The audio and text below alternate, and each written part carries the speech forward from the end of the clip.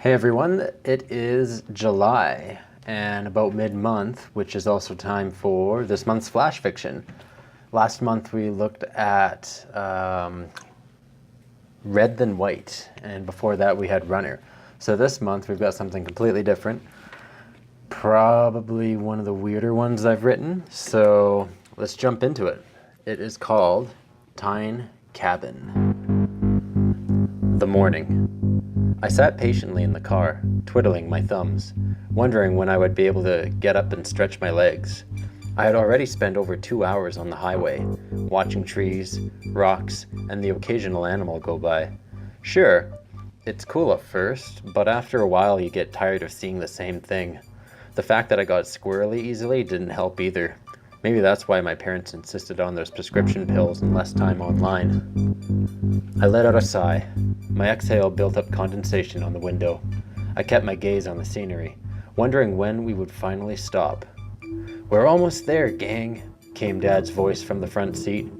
Mom looked back at me with her warm smile and said, "Jacob, you're going to love the lake. It is beautiful." "Yeah," I replied. I wanted to be enthusiastic, but as far as I knew, we could be driving forever. That obscure thought was proven wrong when Dad decelerated the car, turning off the main highway and onto a range road. The sudden change in the engine's humming caught my attention and I perked up, looking out the driver's view. "We're here?" I asked. "That's right, champ," my dad said. "In about half an hour, we'll be at that lake. You'll see where your old man spent his summers." Mom sighed. "Uncle Chuck was a sweet man." "Yeah," Dad said. Mom gently touched Dad's arm. Dad smiled. "He sure showed me how to enjoy life. Back then, we didn't have all those handheld devices." "Like the one I couldn't bring?" I asked. "Trust me, you'll thank me when we get there," Dad said. "I hear it's called a digital detox," Mom said. I sunk back into my seat and tried to zone out for the next half hour. What else could I do? I was still annoyed that my folks didn't let me bring my cell phone. I wanted to keep tabs with my girl. I suppose a couple of days away wouldn't hurt. I'd see Tanya in school on Monday. My thoughts focused more on Tanya, thinking of her smell, her laugh, the kind of stuff any teenage boy thought about. Thankfully, the brain wanderers took up the remainder of the drive, and before I knew it, we came to a stop. I looked up to see a crystal clear lake and a beach. To the right of us was a white-painted wooden cabin. A fire pit was to the side of the cabin where a series of logs were set up for sitting. "We're here?" I said, unbuckling my seatbelt. "We sure are. That's the Tyne family cabin, probably as old as Grandpa himself," Dad said. "Same cabin?" I asked. "Yep. Amazing, isn't it?" Dad said. Dad put the car into park and we all hurried out of the vehicle. My parents were already gathering our luggage from the back trunk. I ran to the lake, kicking up dirt and sand while I reached the shores, taking a deep breath of that fresh air. Yeah, I didn't have my phone, but I sure as hell did enjoy that view, the kind of view Tanya would like. "Jacob," Mom called out. I looked back to see my parents were walking towards the cabin. My dad held a set of keys. "Coming," I called out, rushing back to them. "Here," I said while reaching for one of the suitcases Mom held. She let me take it and all three of us walked up to the front porch. Dad reached the door, unlocked it, and pushed it open. The hinges creaked as the saturated dark interior was revealed from the sunlight. We stepped into the entryway, inhaling the stale smell of dust. I coughed several times, looking around to see that the floor, furniture, and even the walls were covered in white flakes. "When was the last time this place was used?" I asked. "It's been a while," Dad said. "Dust travels from the car exhausts on the highway. It's pretty common." Dad dropped his luggage. The weight of the bag caused a large cloud to engulf the scene. I coughed and leaned towards the entrance, avoiding the white chunks of dust. "Dad, watch where you drop that. What's with that dust anyways?" I asked, noticing one large flake gently land on my forearm. "What is this?" I asked. "It's an old cabin," Dad said. "I wouldn't be surprised if it had termites eating at the wood. Let's enjoy it this summer and see if we can fix it up next." The evening. The three of us cleaned every surface of the cabin to make it livable. We removed the excessive amount of dust and wood flakes. The process took us all afternoon and some of the evening. Our night was actually spent cooking hot dogs over the campfire and enjoying the stars. You know, the typical cabin thing. All three of us were exhausted and didn't do much for the remainder of the night. Mom kept complaining about itchy eyes and a sore throat from the dust. Dad seemed pretty beat too. We concluded it was time to set up our sleeping bags. Mine was on the couch and my folks brought theirs into the bedroom. The two of them hit the sack shortly after. I was left awake, trying to fall asleep. All of the momentum from cleaning kept me up, not to mention the excessive amount of dust that I inhaled kept me coughing. Examining my skin, I noticed the dust and flakes had caused my skin to dry out. Sawdust will do that, but this seemed a bit much. Maybe I was allergic. Most of my night was spent sitting on the front porch, watching the ocean. We didn't even have booze. My folks were too traditional to even consider letting me have some. I guess I would spend the time staring at the lake.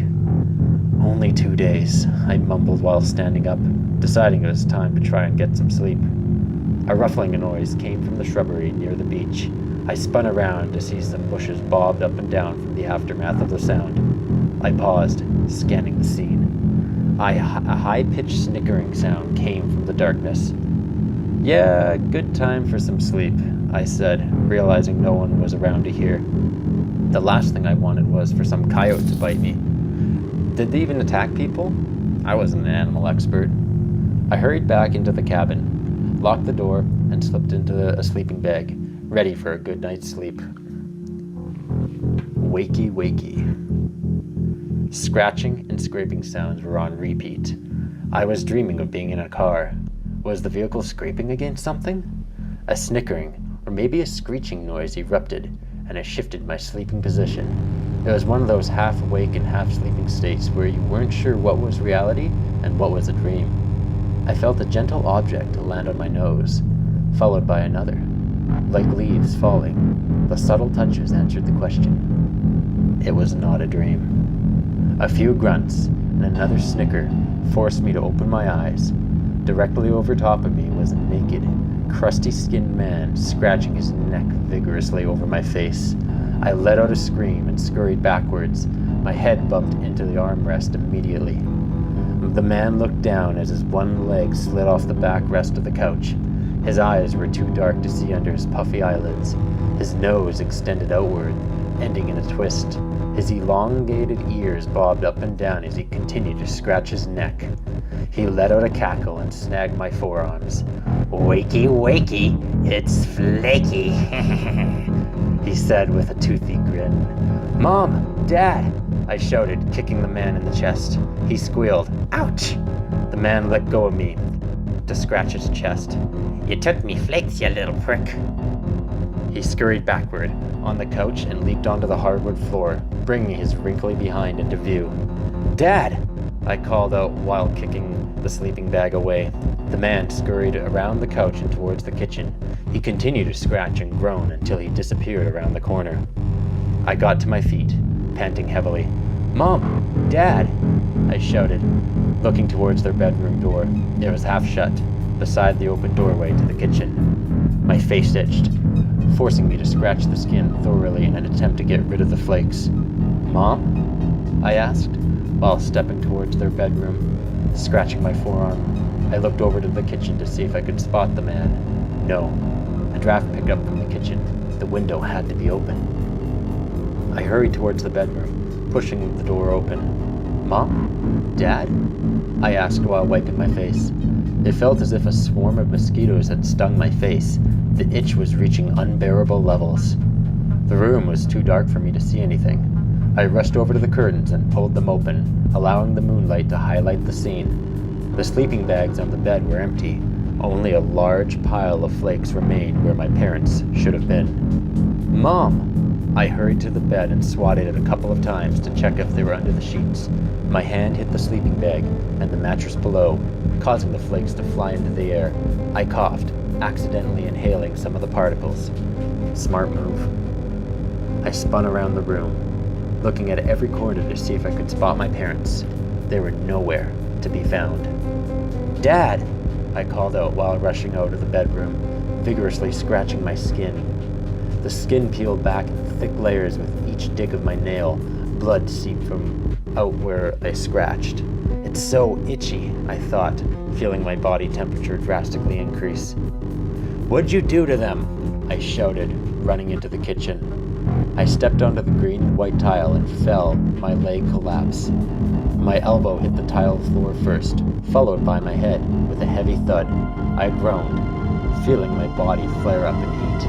I attempted to get up, but it was of no use. Now, both of my legs were not responding. Looking down, my eyes widened in fear. My pant leg was thinning out. Flakes and dust began to blow off from where my legs should have been. "Help!" I called out. My arms felt frail. My entire body began to itch uncontrollably as the heat from within lit up like a fire. I should have been attempting to crawl for help or anywhere. Instead, I impulsively scratched my face. "Itchy and bitchy, aren't we?" came a high-pitched voice from the ceiling. I stopped scratching and looked up to see the naked man had mounted himself on the far corner of the kitchen ceiling, his claws dug into the walls. The man's puffy eyes stared at me as he used his one hand to scratch his crotch. Particles of his skin gently dropped below onto the kitchen tile. The man leaped off from his mounted position, landing with a thud in front of me. The motion caused my leg flakes to fly into the air as he raised his arms up, embracing the particles. He took a deep inhale and exhaled slowly. The man caught one of the flying flakes and smiled. "Welcome to the family." And that's Tyne Cabin, which is July's flash fiction. So definitely share this with your friends. If you enjoyed it, tell them how bizarre it was or whatever you thought. And I will have a new one next month for August. And until then, keep watching social media and see you later.